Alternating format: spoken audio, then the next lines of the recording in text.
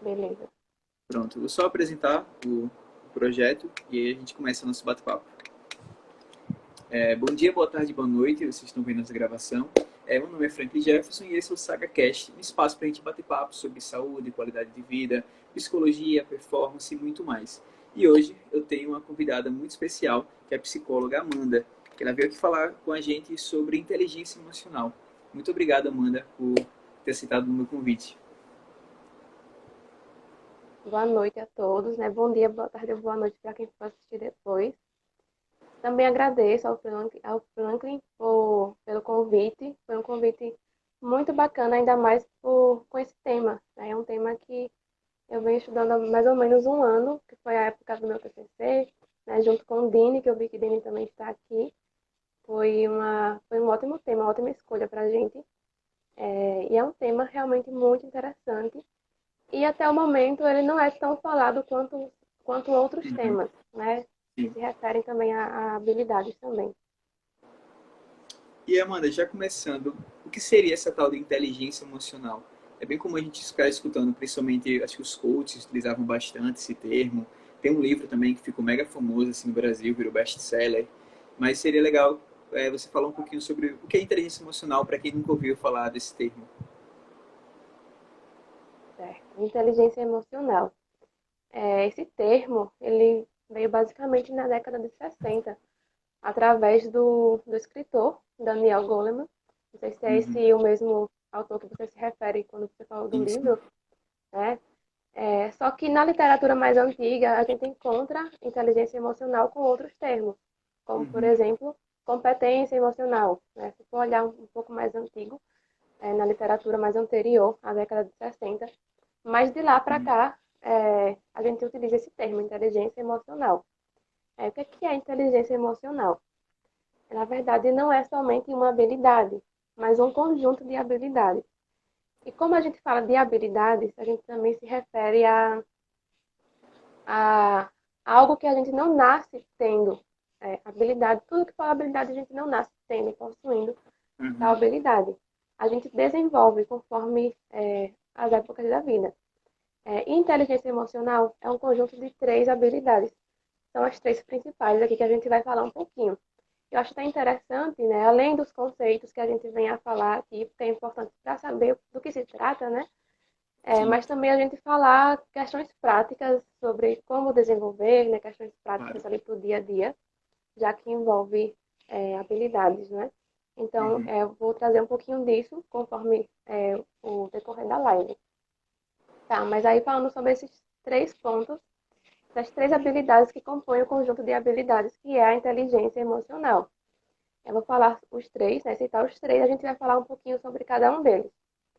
Primeiro ponto sobre a inteligência emocional é você saber reconhecer, identificar ou diferenciar as suas emoções e as emoções dos outros. O primeiro ponto é esse.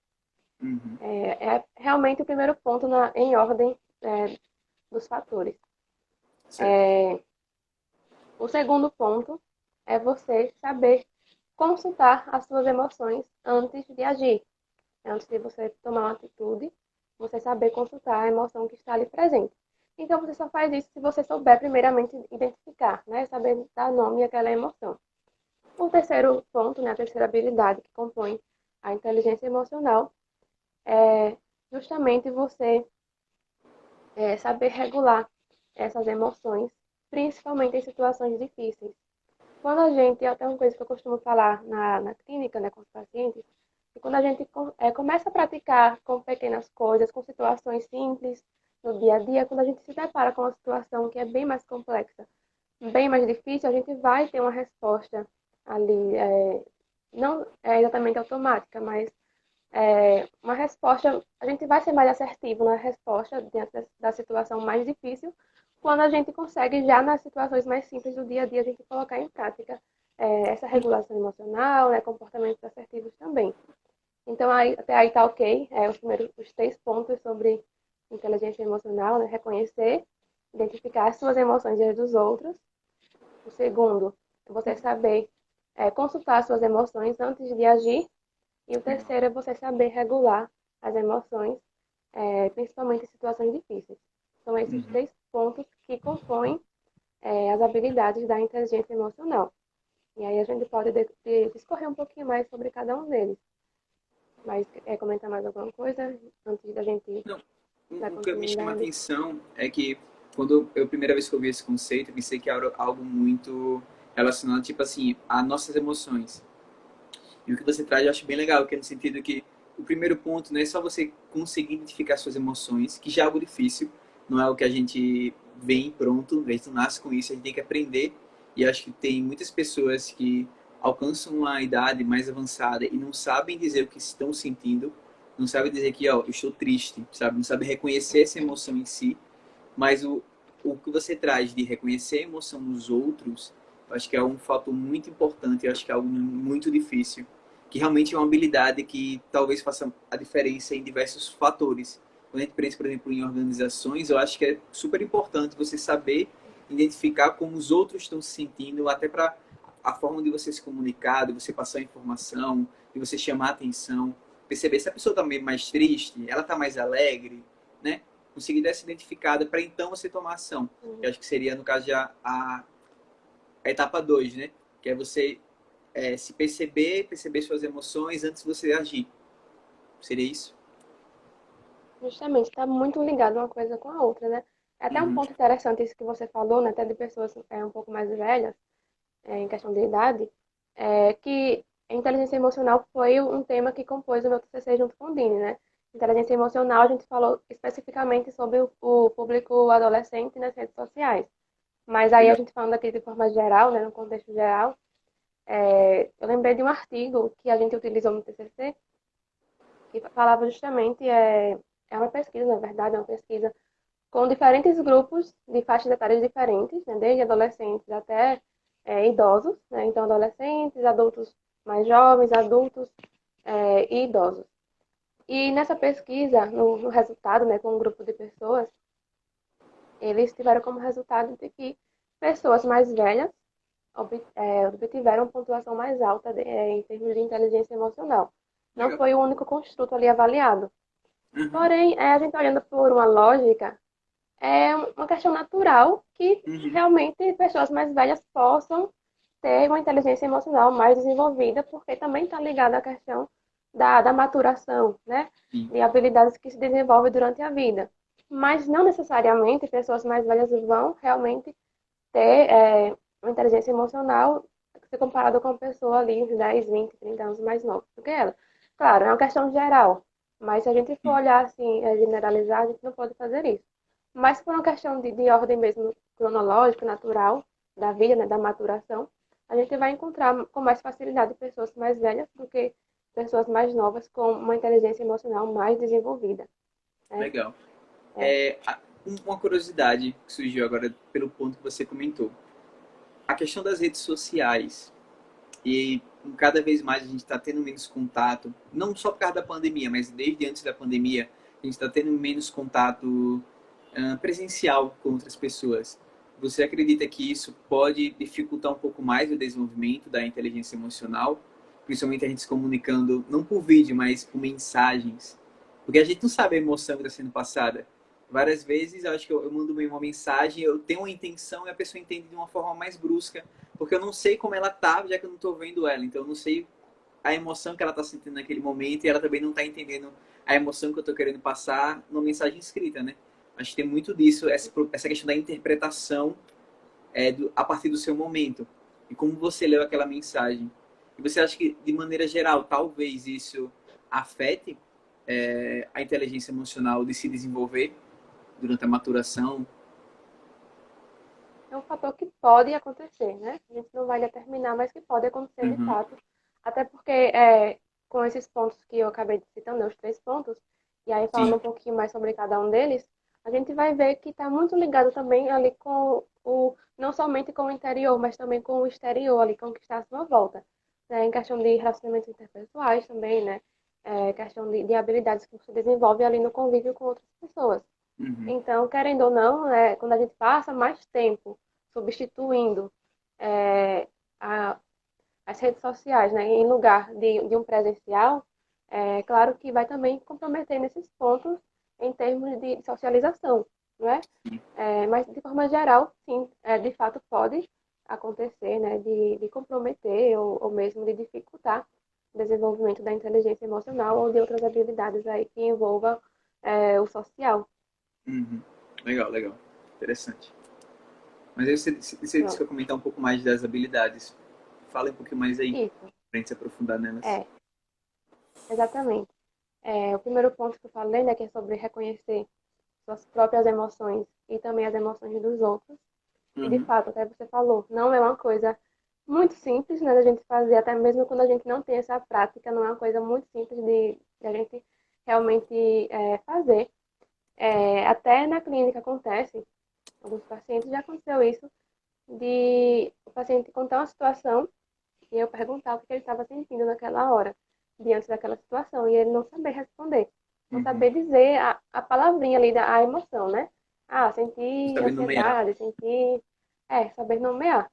Então, é justamente também uma questão de uma prática que você vai fazer, né? De você realmente saber quais são as emoções que existem e saber nomeá-las quando tem uma ali presente em você diante de uma situação X ou Y.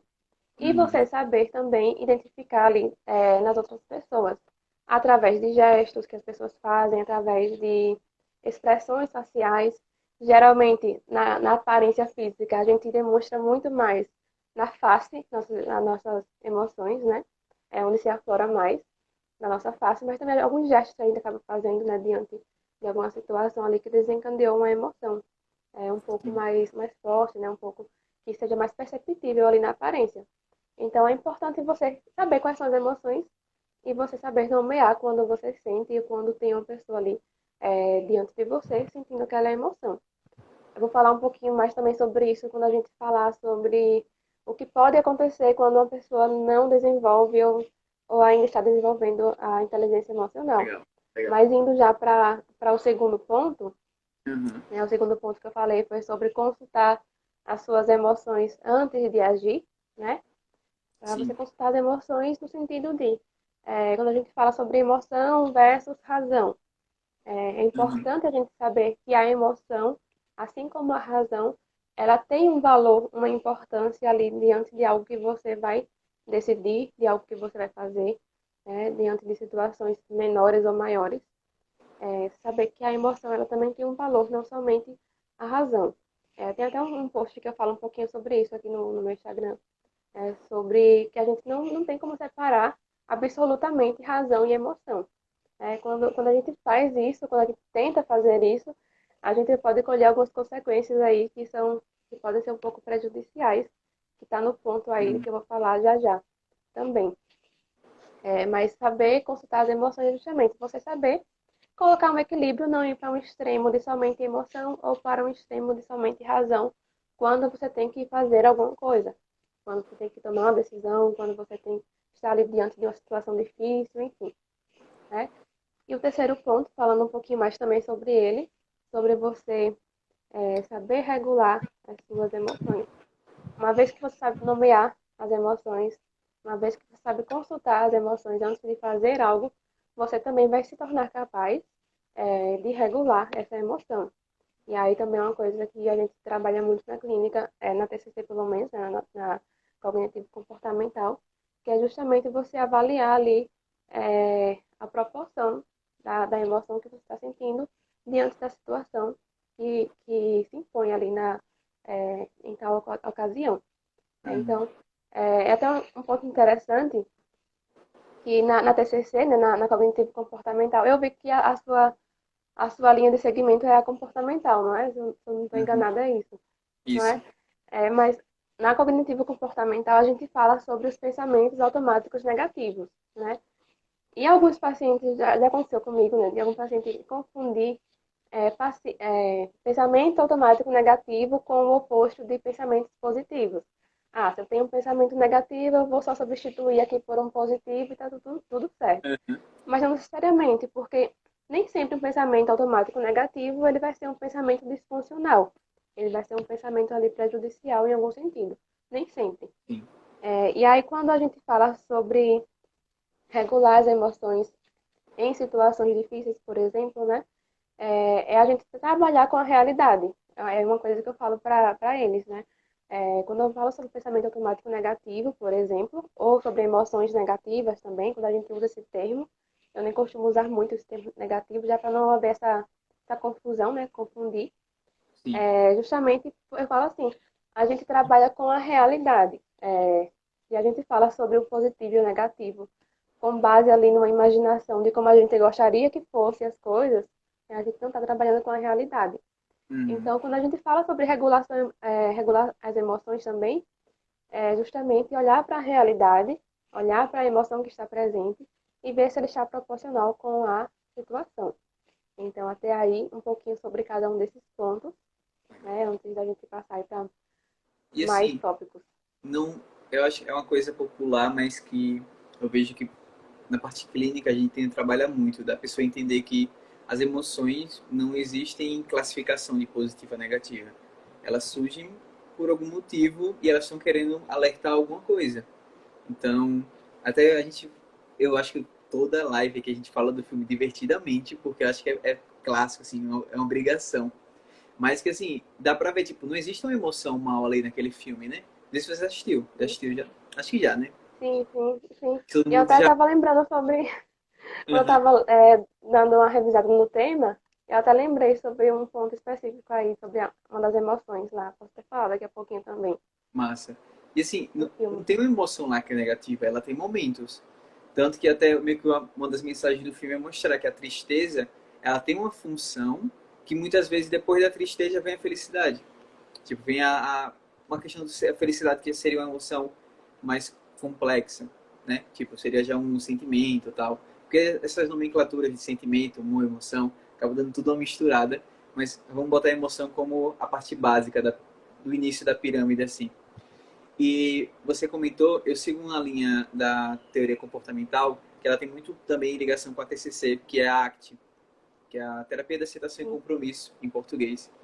E o que ela trabalha, esse processo da aceitação, é muito legal, é uma das coisas que mais me chama a atenção, que é seus sentimentos e seus pensamentos, eles vão estar lá, e você não é comandado por eles, mas você pode ter a opção de comandá-los. Então, assim, qual é a ideia? Seus pensamentos e sentimentos, eles vão aparecer. Não tem como você querer evitar, não existe uma fórmula mágica para eles não aparecerem. Então, sua ansiedade, ela vai vir. Ela faz parte de você. Mas o que essa ansiedade está querendo te informar? Aí entra o processo da aceitação. Não é, eu vou aceitar minha ansiedade e estou bem com isso. Não. É você buscar entender, buscar aprender a lidar com ela, buscar de uma forma fisiológica, psicológica, comportamental, para cada vez mais você entender qual função essa ansiedade está tendo no seu dia a dia. Muitas vezes, como, sei lá, vai ter pensamentos negativos automáticos. Esses pensamentos eles estão surgindo por algum motivo, eles estão querendo alertar alguma coisa. O que é essa coisa? Talvez você não descubra tão fácil. A gente vai buscar ajudar você a lidar melhor com esses pensamentos, talvez até tentar evitá-los, mas em algum momento você vai ter que tentar identificar o que está provocando eles. Para só então você realmente. É meio que um processo de autoconhecimento. E esse autoconhecimento vem junto com a aceitação. Então, acho muito legal essa perspectiva da arte em relação a pensamentos, emoções, a sentimentos, nesse sentido de você buscar aprender a lidar com eles, mas também entendê-los. Qual o motivo daquela tristeza, qual o motivo daquele medo, porque não necessariamente o medo é algo ruim. Eu sempre gosto de ver tipo, o medo como algo que pode ser até um start, sabe, para você começar algo novo. O medo pode até provocar você a prestar mais atenção em alguns detalhes que você deixaria passar, se estivesse super confiante apenas. Então, eu acho muito legal toda essa questão da estrutura, de você entender e aceitar essas emoções, sentimentos, pensamentos. Não sei se você já viu essa perspectiva, se você, a TCC, sim, não sei se sim. tem uma semelhança, mas acho bem legal isso. Justamente. Nunca é a melhor opção você armazenar aquelas emoções, né? Porque a gente sabe também que existem as doenças psicossomáticas, né? Que é quando a gente armazena alguma questão emocional ou psicológica e ela se manifesta de alguma forma, podendo ser fisicamente, né? Podendo trazer ali um prejuízo físico e a gente achar que é uma doença de raiz física, né? De origem física, quando na verdade foi através de um armazenamento emocional psicológico que a gente fez. Uhum. E sobre esse ponto do medo, achei interessante. Do filme, eu iria comentar justamente sobre a tristeza, sobre a importância da tristeza ali no filme, né, no contexto do Uhum. filme. E também se for aplicar no contexto geral aqui de cada um por si, né, na sua vida. Justamente a tristeza no filme, né, no Divertidamente, para quem já assistiu, a gente percebe que ela tem a função justamente de a pessoa compreender ali, a garotinha no filme, né, compreender ali a situação que ela está vivendo, mas também de outras pessoas acaba também gerando esse comportamento nas outras pessoas, de as pessoas também perceber que elas podem fazer alguma coisa por você, né, de ela Sim, observar, sim. identificar que você Lembrei dessa, está né? de tal forma e poder, enfim, te ajudar de alguma forma também. Mas aí sobre o medo, eu lembrei de um exemplo bem bacana, que as emoções elas estão presentes desde os nossos ancestrais. Então, assim, Uhum. o medo, por exemplo, né? O que é que o medo pode ter nos ajudado em questão de sobrevivência para estarmos hoje aqui? Lá dos nossos ancestrais. O, o nosso ancestral ia lá caçar no meio da floresta, sei lá onde é que ele vivia, e aí apareceu um tigre, um animal selvagem e queria um animal carnívoro, né? Então queria atacá-lo e devorá-lo. O que poderia acontecer, né? O nosso ancestral teve medo e aí, naturalmente, as reações fisiológicas do nosso corpo, batimento cardíaco acelerou, as veias dilataram, as pupilas dilataram, né? Então Uhum. ele começou a correr, teve ali uma dose de adrenalina, travou para mim, mas tá ok, né? Travou um A pouquinho. fala tá ok. Deu uma travada Ah, só na pronto. imagem.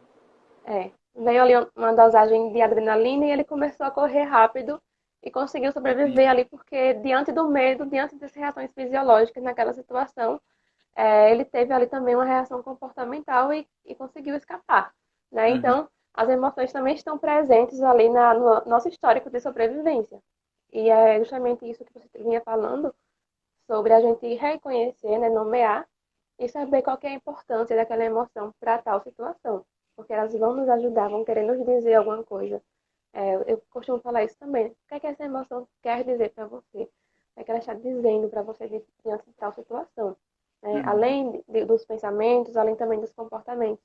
Porque geralmente, pelo menos na TCC, é, pelo menos comigo, né, com a forma como eu trabalho, é um pouco mais fácil a pessoa identificar primeiramente a emoção do que o pensamento, por exemplo. Então, Sim. primeiramente, eu foco na emoção e ali no comportamento fisiológico ou externo que a pessoa teve de reação, para depois ir para o pensamento, que já é algo mais interno do que emoções. Legal. E aí, E, no caso, até a questão também tipo, das emoções, é como você falou, a pessoa consegue relatar uma parte mais fisiológica, né? Já o pensamento, principalmente que você busca as crenças centrais, intermediárias, acho que acaba sendo algo mais difícil, né? Precisa de todo um processo para a pessoa começar a identificar isso e começar a fazer associações. justamente, às vezes a gente tem uma sequência, né, na TCC tem uma sequenciazinha, mas às vezes a gente tem que utilizar a sequência inversa justamente para alcançar ali a raiz mais profunda, né? Então acaba usando essa sequência aí inversa para até atingir, né? Mas realmente emoções é algo muito presente no trabalho na clínica na TCC, na cognitivo comportamental. Uhum. É, Se eu não me engano, só, tipo, a sequência tipo, é situação, pensamento, emoção, né? Uma coisa assim. e comportamento E depois. comportamento. É, Situação, pensamento automático, emoção, comportamento. emoção. Isso Aí, mesmo. às vezes faz o processo contrário, no caso, tipo, de começar pela emoção, depois tentar descobrir o pensamento e então descobrir a situação que talvez que provocou aquela emoção, né? Que às É, vezes, até, tipo, uhum. Às ah, vezes, tipo, por até exemplo, porque. eita, Sim, tá pode dando falar. choque. Não, só um pouquinho só, tipo, eu ia falar só no sentido de, sei lá, uma crise de ansiedade. Às vezes a pessoa tem a crise, ela identificou que ela está sentindo ansiedade. Tô entrando na parte mais de sentimentos, mas acho que tá dentro aí da inteligência emocional. Ela identificou que teve, só que assim, ela tem dificuldade de dizer quais são os pensamentos que estão tendo e principalmente identificar a situação que provocou essa ansiedade. Então, assim, ela está conseguindo nomear, mas ela não está conseguindo descobrir a situação. Então, meio que seria esse processo inverso que você acabou de comentar aí também, né? Justamente, até porque pensamento geralmente é algo automático. Tem os pensamentos Uhum. voluntários também, claro. Mas diante de uma situação assim, né, que a pessoa não tem aquela prática de parar, identificar o que é que está acontecendo comigo, qual é a emoção que eu estou sentindo, qual que é o comportamento, a reação fisiológica aqui no meu corpo, né? O que é que eu estou pensando sobre a situação, o que é que foi que eu interpretei sobre essa situação. Então, geralmente, a pessoa não tem essa prática e ela tem essa dificuldade justamente de reconhecer aquilo que é mais automático, digamos assim, né? O pensamento, no caso, aquilo que vem anterior ou quase simultâneo à emoção. Mas como a gente já falou, que a emoção, até emoção é uma coisa um pouco difícil da gente identificar quando a gente não pratica nessa autoobservação. Então imagina algo que está ali um pouco mais profundo, que são os pensamentos. Tá dentro também da inteligência emocional, porque envolve aí o autoconhecimento nessa autoobservação. Mas falando também um pouquinho dessa parte da abordagem também, né, do segmento cognitivo e também comportamental. E aí eu queria falar também sobre o que pode acontecer quando a pessoa não desenvolveu ou ainda está desenvolvendo a inteligência emocional, que é justamente aquilo que eu vinha falando no começo, sobre os três pontos, né, as três habilidades que envolvem aí a inteligência emocional, como um conjunto de habilidades. E aí, o que pode acontecer, né, quando a pessoa não desenvolveu ou ainda está ali iniciando nesse desenvolvimento, porque é algo, como a gente fala, quando a gente fala sobre autoconhecimento, habilidade social, Uhum. inteligência emocional, são todas questões que a gente vai desenvolvendo durante a vida e que a gente vai estar sempre desenvolvendo.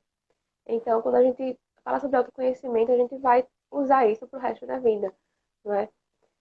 Inteligência emocional também, né? Porque as situações em cada fase da vida são situações que podem ser diferentes, semelhantes, bem variadas, e é uma questão uma habilidade que a gente tem que desenvolver sempre, né?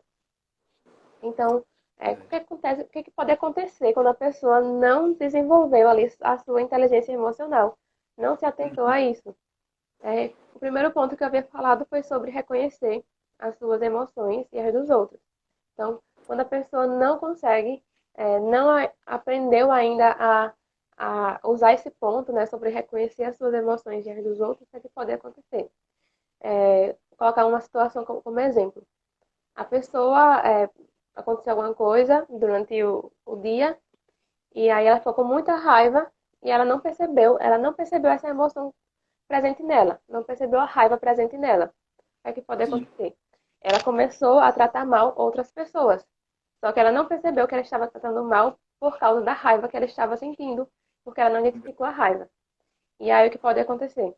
As pessoas podem ficar tristes, chateadas, com raiva dela, justamente por essa sequência. Ela não identificou a emoção que estava presente nela, da raiva, Uhum. passou a tratar mal as pessoas ficaram dessa forma, chateadas, tristes, com raiva, e a pessoa não percebeu que as outras pessoas estavam assim, com essas emoções, por causa dela. Ou não Sim. percebeu que as pessoas estavam assim com essas emoções. Então, veja só, né? A série de conflitos que podem ocorrer. Quando você não sabe nomear as suas emoções e também as dos outros, né? Que os outros manifestam as emoções ali através de gestos, através de expressões faciais, através de ações, e você não consegue identificar isso, você não vai saber que aquela pessoa está em um conflito com você, ou que aquela pessoa está chateada com você, está com raiva, está precisando de algo, né? Uhum. Simplesmente porque você não soube identificar a sua emoção e também as emoções dos outros. Então Sim. gera aí uma sequência, né, de conflitos, tanto com você mesmo quanto também entre você e as demais pessoas. Então é um exemplo aí do que pode acontecer quando a pessoa não desenvolveu, não desenvolveu a inteligência emocional. E o segundo ponto que eu havia falado foi sobre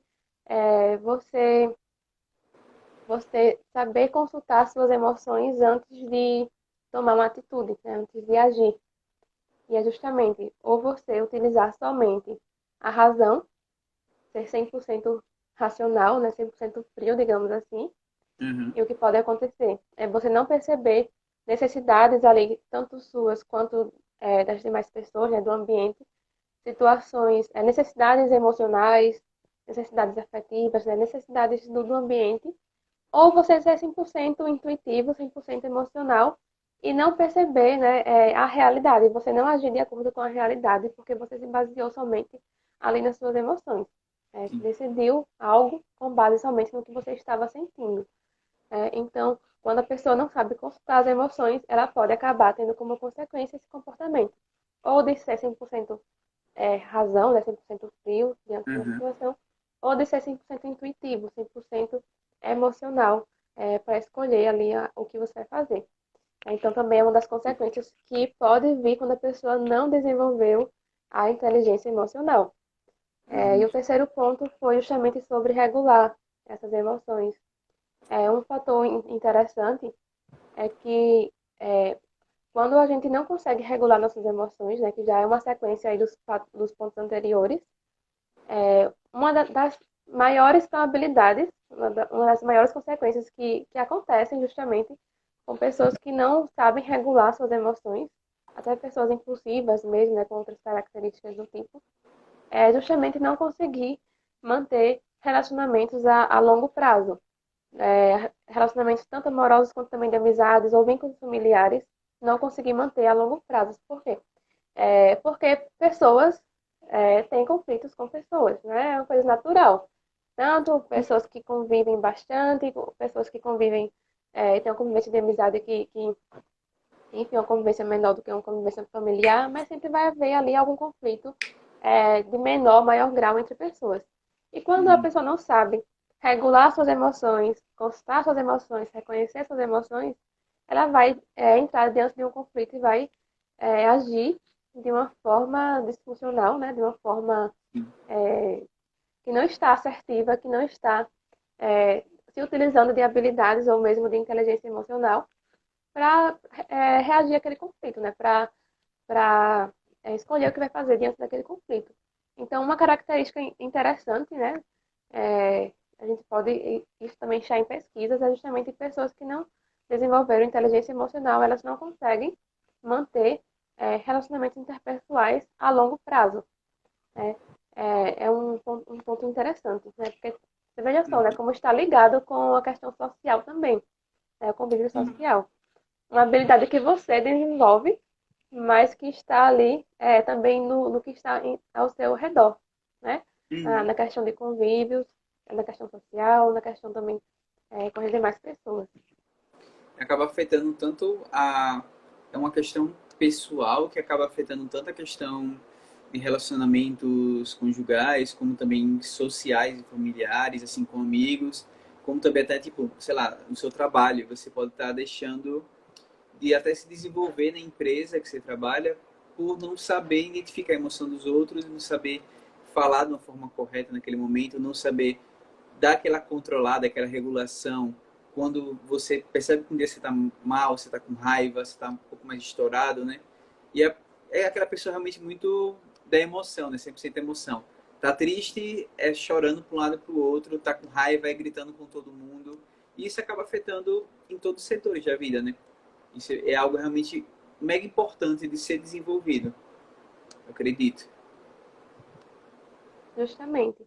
É isso que a gente está falando aqui, é justamente em contextos gerais, né? Porque Uhum. eu até cheguei a pensar, será que a gente pode puxar mais para a questão organizacional, né? Em Sim. trabalhos, em empregos, ou em outro ambiente? Mas é justamente a inteligência emocional que a gente desenvolve, a gente vai saber aplicar nos diferentes contextos. No trabalho, na faculdade, na escola, em casa, nas amizades. Enfim, são habilidades, né? Então, quando a gente desenvolve, a gente vai saber aplicar onde a gente estiver, né? Onde houver outras pessoas também.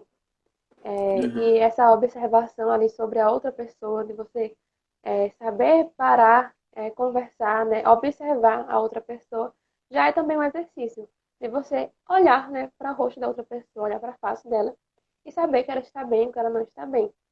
Porque é muito difícil a gente mascarar emoções nas nossas expressões faciais. Tem gente que tenta fazer isso, mas é muito difícil a gente tentar, a gente conseguir mascarar de fato uma emoção. Ainda mais que ela está ali muito presente, ela está muito forte, digamos assim. Então, um exercício que a gente pode fazer justamente para desenvolver esse primeiro ponto, né, sobre reconhecer as nossas emoções e as dos outros, é justamente parar para observar, né? Observar ali o que aquela outra pessoa está querendo dizer, tanto nas questões físicas, né, de aparência, quanto também nos gestos, né, no que é não verbal, né? E também no que é verbal, no modo como a pessoa se comunica. E um ponto importante que não tem como até deixar de falar sobre isso, que é um mecanismo, uma estratégia que é secular, que existe há milhões de anos, mas parece que hoje em dia a gente está deixando de lado. E é algo muitíssimo importante onde você estiver, nos diferentes tipos de relacionamentos que a gente tem, que é a comunicação. É a comunicação que não é nada mágico, mas é algo essencial, é, seja em família, seja lá fora, seja nas amizades, seja no trabalho, que é a comunicação, né? E preferencialmente a comunicação assertiva. Eu digo que a maior parte dos conflitos são resolvidos dentro da comunicação ou a partir da comunicação. Porque também Uhum. quando a gente fala sobre comunicação, sobre falar e ouvir, né? Receber e também ter essa troca, quando a gente fala sobre comunicação, não é desejável que seja o ponto final. Vou conversar aqui para resolver esse conflito e pronto, o ponto final é na comunicação. Não, a Uhum. comunicação ela pode ser o primeiro ponto, ou até o mesmo ponto mais importante, dependendo do contexto, mas depois da comunicação ali verbal, né, estou falando de um diálogo, de uma conversa ali para resolver um conflito, depois dali você tem que fazer alguma coisa, né? Você vai ter atitudes diferentes, porque diante da situação você percebeu que você deveria ter atitudes diferentes, você vai, enfim, saber tomar decisões diante daquela comunicação, da conversa que você teve ali com outra pessoa. Então, a comunicação, ela é um ponto principal em termos de relacionamentos interpessoais, né? Isso está dentro da inteligência emocional, justamente porque a gente fala sobre também esse desenvolver de habilidades, né? Habilidades tanto internas quanto também as habilidades ali do que está ao nosso redor. Então, comunicação é algo essencial para desenvolver tais habilidades, né? Uhum. Até a questão de, sei lá, você perguntar como o outro está, pode ser algo importante para você desenvolver sua inteligência emocional, essa abertura a escutar o outro. Sim, Pode. no momento em que você realmente está aberto, né, a escutar, você não perguntou, vou perguntar apenas por educação, vou perguntar apenas, né, porque eu estou aqui perto da outra pessoa, porque eu mandei essa mensagem, mas justamente você tem essa abertura, né, de querer ouvir a outra pessoa, né, de querer entender a outra pessoa. E se ela fala que ela não está bem, por exemplo, tá, mas será que eu posso fazer alguma coisa, né? Então eu vou perguntar a Uhum. ela o que é que eu posso fazer, né?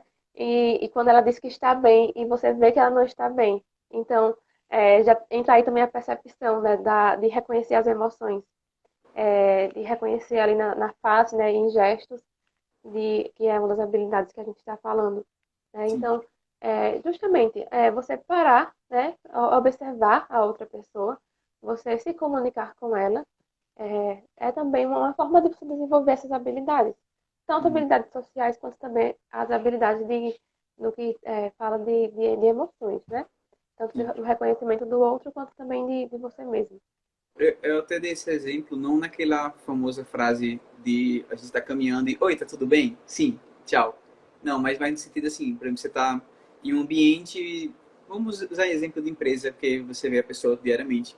Então, você está numa empresa, você começa a observar as pessoas ao seu redor ali, começa a identificar e um dia você percebe que uma pessoa X, tipo, por exemplo, eu observei você, você estava um pouco mais para baixo, assim, e eu cheguei e eu observei que você está um pouco mais para baixo, tá tudo bem, tem uma coisa que eu posso fazer por você. Mostra também essa abertura, até um processo de empatia, talvez, acho que esteja relacionado aí.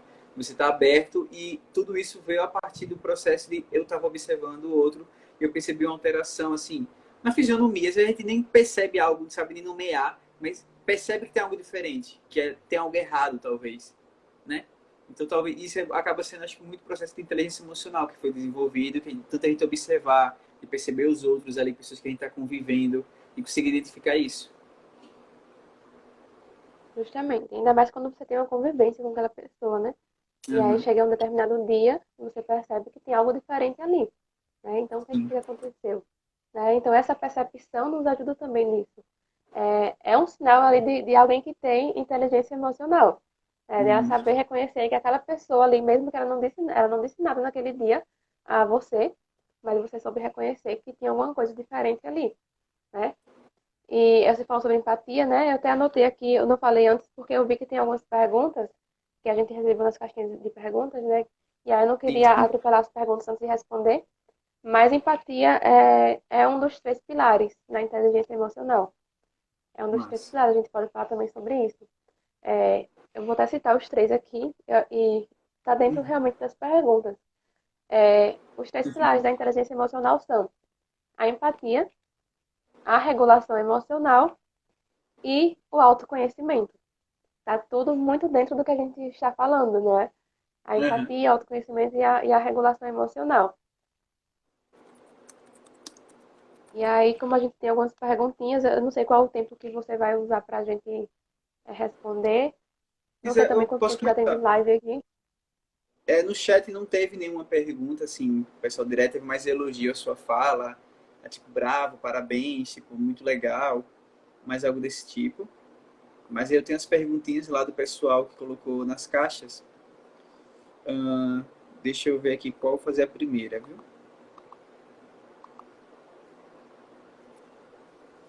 Pronto.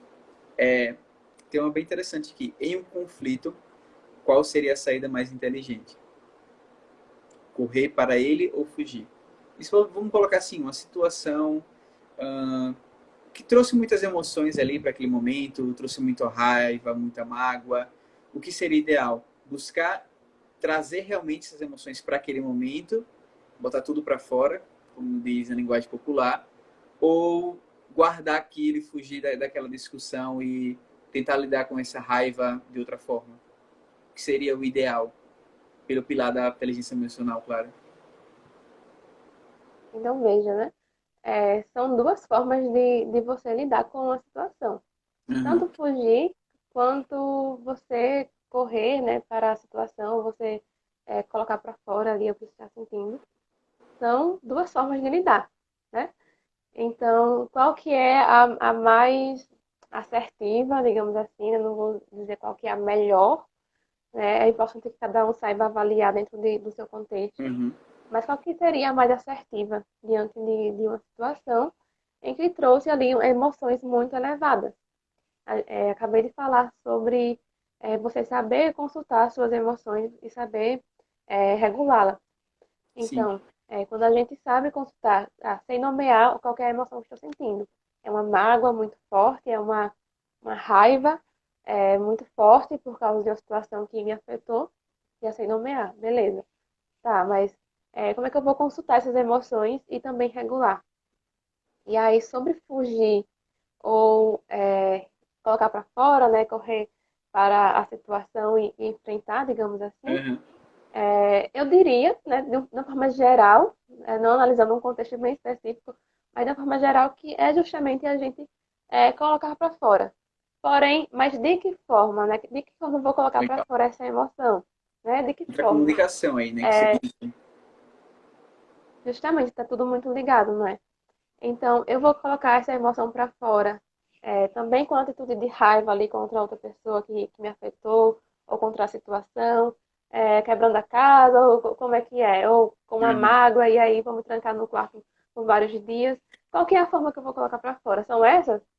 Uhum. Bom, eu não diria que são as mais assertivas. Ou Isso. é justamente você saber regular essa emoção, que já é o terceiro ponto, a terceira habilidade que a gente falou, né?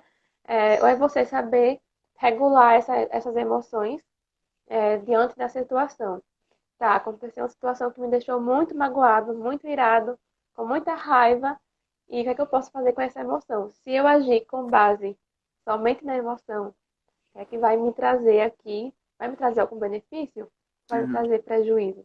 Não somente a mim, mas também ao ambiente ou às pessoas, né? Acabei de falar sobre você ser 100% intuitivo, né? 100% Sim. emocional e acabar esquecendo, ignorando a realidade.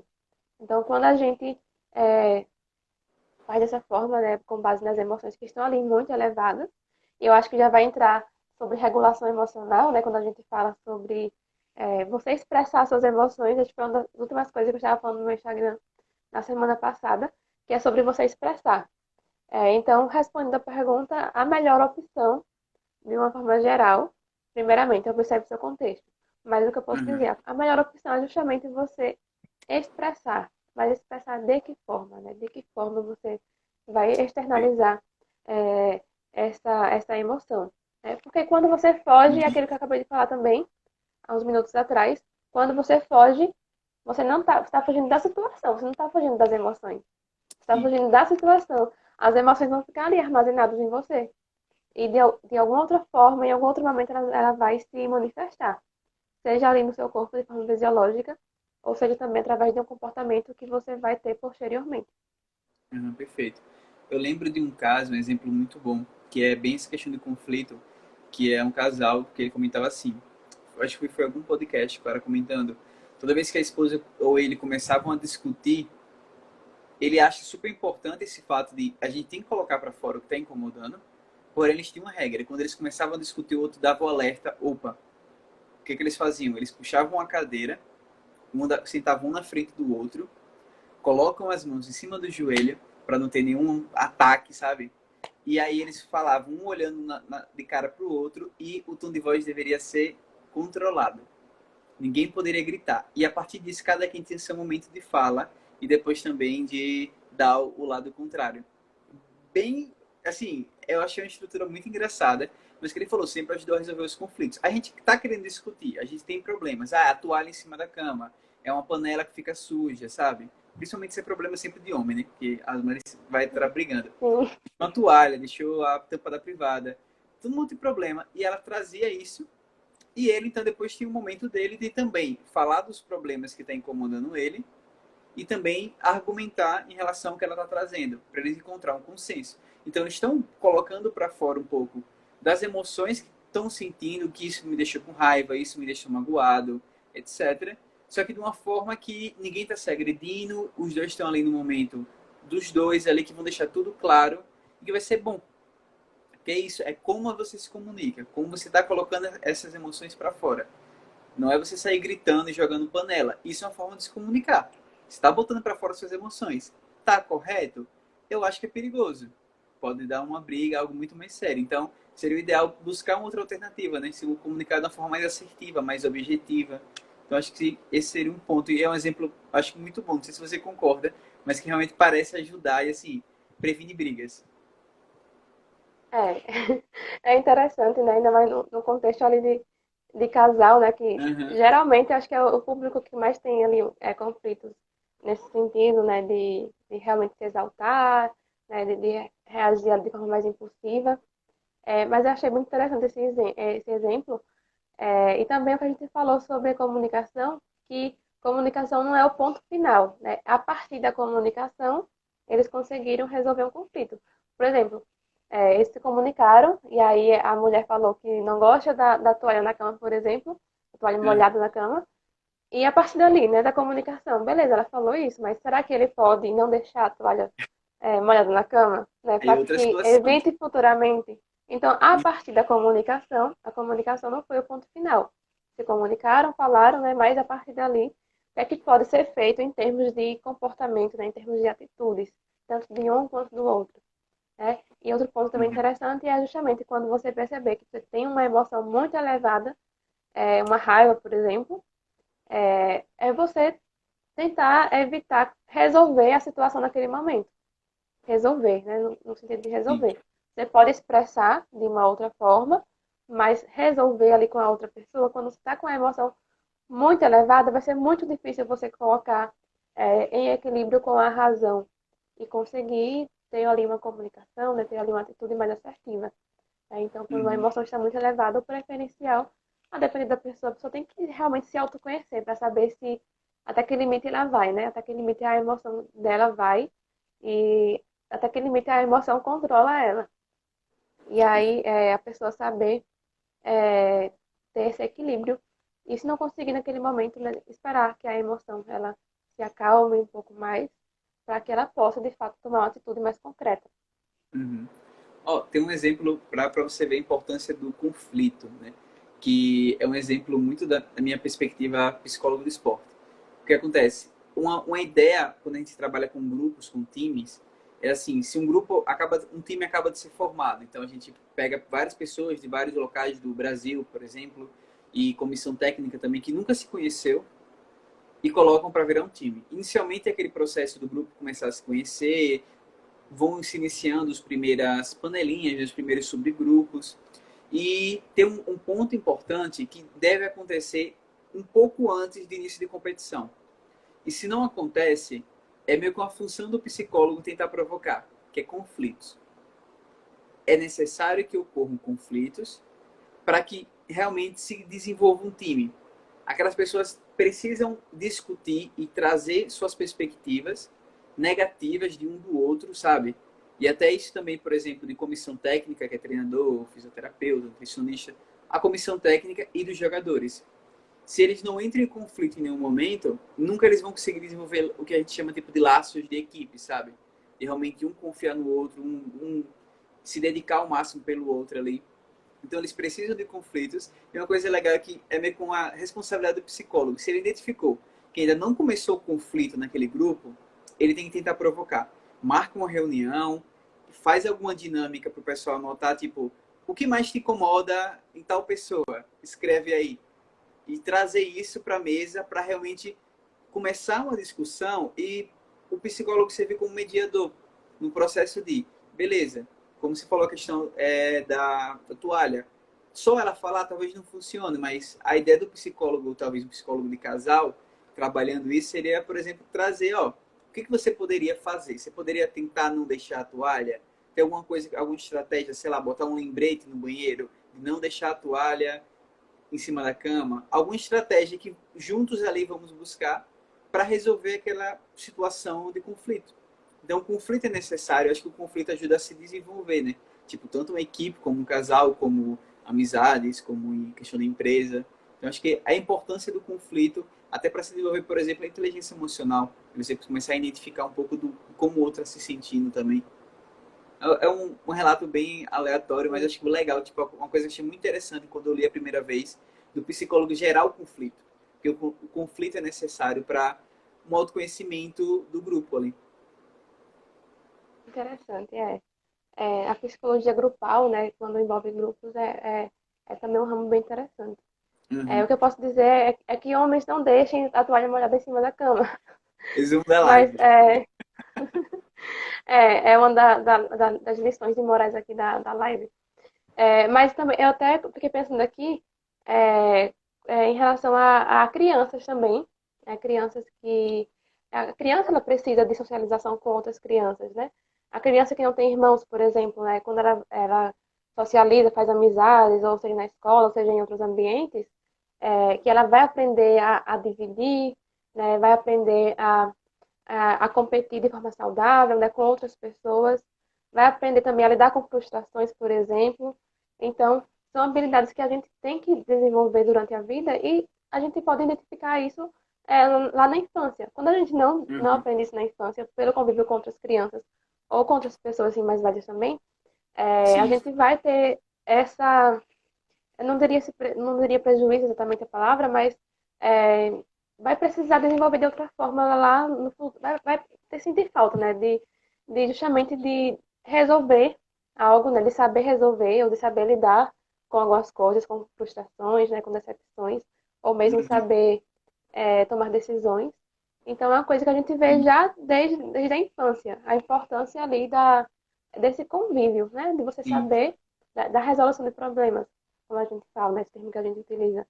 É, Legal. enfim, de habilidades que a gente desenvolve. Como eu falei, habilidades a gente não nasce tendo, mas sim a gente desenvolve. Uhum. E isso é uma coisa que é uma pauta da iniciação esportiva, por exemplo. A importância de crianças fazerem esporte está muito relacionada a isso, de ela conhecer outros ambientes, principalmente ambientes competitivos, por exemplo, que vão trazer emoções que ela normalmente não sentiria, por exemplo, em casa. Da questão de ter um coleguinha que é melhor do que ela, ter um colega que, tipo, que passou de faixa, sei lá, no karatê, ela ir numa competição, não uma competição grande, mas tipo uma competição ali da turma, e ela perder, e ela vivenciar aquela emoção do perder, ou então ela vivenciar a emoção do ganhar também, sabe? E do ganhar e não ficar super feliz, mas também, tipo, reconhecer a emoção do coleguinha que perdeu. Então, é até um tópico da importância da criança fazer um esporte, dela ter essas vivências que meio que só o esporte às vezes proporciona. Aí na escola a gente não fica sabendo o que é perder. Então, não tem essa sensação. E é algo importante. Ela vai ter mais um leque de experiências que provavelmente vai ajudar muito a desenvolver a inteligência emocional dela, pela quantidade de experiência que essa criança teve. Diferente talvez de uma criança que, por exemplo, só tem escola, casa, escola, casa. Então é o mesmo grupo sempre. Às vezes ela nem sai percebendo algumas nuances que poderiam ser desenvolvidas. Então é algo legal. Acho bem interessante. E acho que algumas escolas até adotam já, né? Tipo, principalmente quando tem um psicólogo, de trabalhar um pouco esse aspecto de ensinar o que são emoções, né? Acho que é super importante também ser colocado isso nas escolas para ajudar muito. Sim, de fato é interessante, né? Porque quando a gente fala sobre habilidades, seja a inteligência emocional, ou seja, outras habilidades, é muito comum que a gente vá também olhar para contextos, né? Sim, Contextos específicos ali da que tal pessoa vivencia, ou mesmo contextos gerais, né? Que são mais comuns aí entre todos, porque realmente habilidades envolvem a questão do convívio, a questão do contato, né, a questão do social. E não somente o autoconhecimento é um dos pilares, por exemplo, mas o autoconhecimento sozinho ele não é suficiente para desenvolver tais habilidades, porque é importante você se autoconhecer, ok, se autoconhecer, mas e aí, né? E depois disso? O que é que vem depois disso? Quando eu sei o que se passa comigo, quando eu sei quais são os meus padrões ali de comportamento, meus padrões de emoções também diante de situações específicas. sim. Mas e depois daí, né? As outras pessoas também. Será que eu sei lidar com as emoções das outras pessoas que acontecem ali ao meu redor, não é? Então, o autoconhecimento é muito importante, mas ele sozinho, isoladamente, ele não vai servir para tanta coisa assim, no sentido do contexto social. Uhum, perfeito.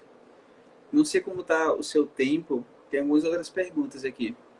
Posso trazer mais alguma? Ó, já vai em quanto tempo de live já? Passou de 1 hora. Um pouquinho. Eita, já? Meu Deus. É rápido, mulher. Mas negócio de live Eita, achei aqui, que você, tinha uns a gente 40 começa, minutos. a gente começa Então aqui vamos quando lá, vê, tem rapidinho as passa. perguntas, né? Deixa eu selecionar alguma boa aqui, alguma até pra gente finalizar. Deixa eu ver. Hum, beleza. Tem alguma dica, além das que você já trouxe, acho, para finalizar, de como a gente regular nossas emoções? Isso tem muito a ver com você trouxe vários momentos, mas tem mais alguma dica final, assim, principalmente, até perguntaram da base na TCC também aqui, o pessoal trouxe sobre regulação emocional na TCC, então tem alguma super dica que você poderia dar, ou mais de uma também, para a gente acabar encerrando? Em termos de regulação emocional, né, que foi o terceiro ponto que a gente falou, é justamente, né, no momento que você passou pelas etapas anteriores, reconheceu a emoção, soube consultá-la, soube usá-la para alguma coisa ali útil, diante da razão, diante da emoção. E aí, como é que eu vou regular essas emoções? Em termos práticos, né, que a gente pode fazer no dia a dia, quando tem uma emoção presente ou quando não tem, ou quando tem uma emoção muito elevada. É importante que a gente pratique, né? Quando a pessoa não tem prática, praticar antes de ter uma emoção elevada, justamente porque quando você tiver com a emoção ali, né, em alta, né, você vai conseguir lembrar mais facilmente e você vai conseguir praticar aquilo que você já vinha colocando em prática anteriormente. E aí, algumas das coisas, né, das dicas mais práticas que eu posso dizer, uma delas, que é muito falada quando a gente fala sobre ansiedade, por exemplo, que é a respiração diafragmática. A respiração diafragmática é uma das formas de regulação emocional.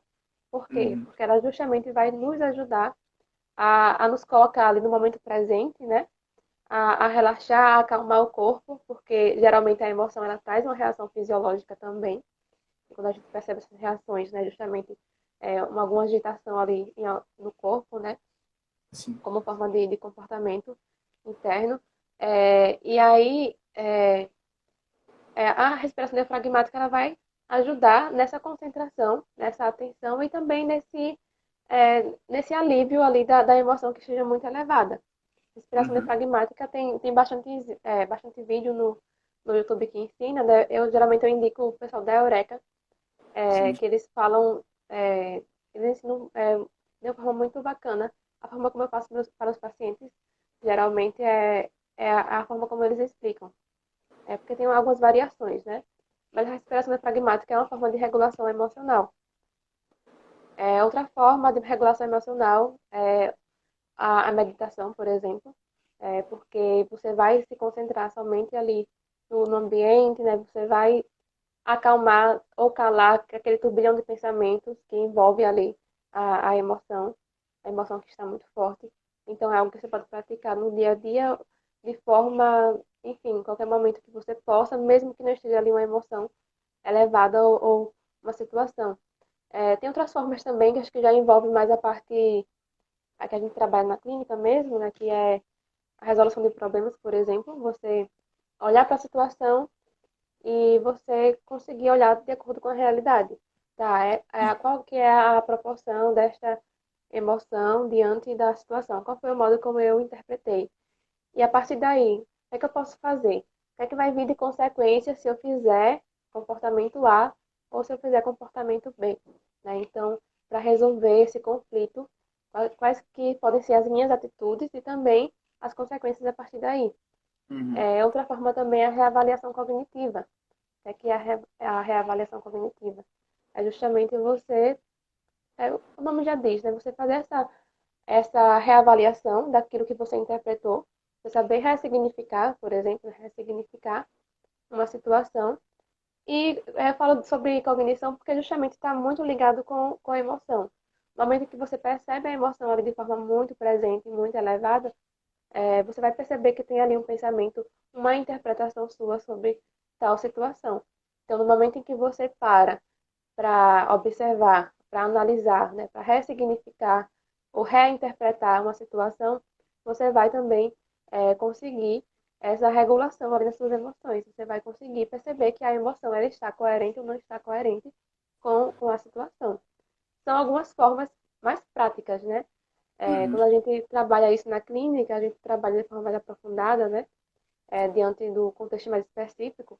Mas, de forma geral, o que eu poderia falar seria basicamente isso, né? De forma bem básica, mas também bem prática, para que quem queira, né, possa ir colocando no dia a dia. Sensacional. Várias e várias dicas aí de como a gente conseguir regular, né? E acho que é isso. Tem vários comentários positivos aí. Depois acho que até fica. Não sei se eles ficam. Eu acho que não. Eu acho que eles dão uma Acho que não. sumida. Mas tem vários comentários positivos. Eu acho que tem alguns parentes aqui. Tem um Minha Linda. Tem um super recomendo. Parabéns, super construtivo. Então, que bom que o pessoal gostou. Acho que realmente foi uma live aqui mega construtiva, assim, muito conteúdo legal e prático que você acabou trazendo. E muito obrigado por ter aceitado esse convite. Foi realmente um momento, uma noite aqui muito legal. Consegui aprender muito também aqui. Acho que o pessoal também conseguiu com você hoje. E agradeço demais, Amanda. Obrigado. Eu que agradeço aqui o convite que você fez. Foi muito bom estar aqui com todos vocês, né? Agradeço a todo mundo que esteve presente ou que ainda estão também. Foi muito bom.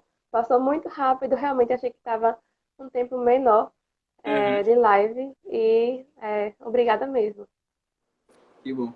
Obrigado, pessoal, também que ficou aí até o final. Tem a galera que entrou bem no início e está até agora. E é isso. Você vê que live passa rápido, né? Eu aprendi isso só participando mesmo. É muito rápido, assim. Uma hora vai conversando aqui e tal, quando vê, acabou. Realmente. A sessão também passa bem rápido. É nesse Aham, tipo, a sessão de terapia. Então, mesma coisa. Então é isso. Obrigadão todo mundo. Obrigadão, Amanda, novamente. E a gente se vê numa próxima. Tchau, tchau. até mais. Tchau.